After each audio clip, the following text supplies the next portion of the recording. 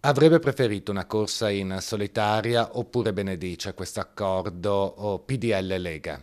No, non lo benedico. Da militante e da gazebo quale sono, abituato a parlare con la gente e con i miei militanti, preferivo una corsa solitaria.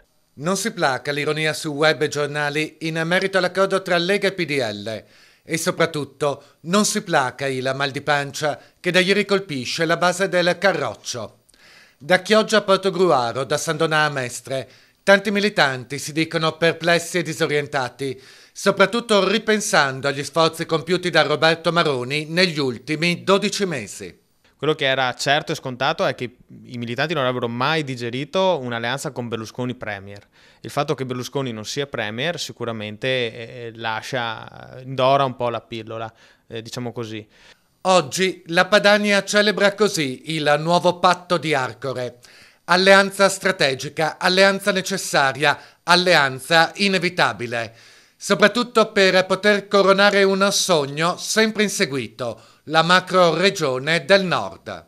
È vero che non è la migliore soluzione possibile, è anche vero che i militanti, mi auguro, sapranno capire che questo è necessario per il fine ultimo che la Lega si propone, che è quello di mantenere qui i soldi che vengono pagati.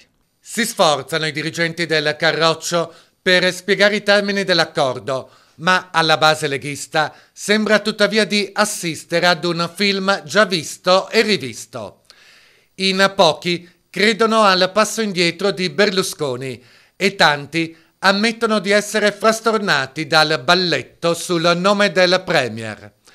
Senza contare poi le prime frizioni tra i due partiti, con Berlusconi che apre alle coppie di fatto e la Lega che si dice fermamente contraria a qualsiasi riconoscimento. Mi dispiace, ma io ragiono con questi canoni anche cattolici, che credo siano condivisi dalla stragrande maggioranza dei veneti.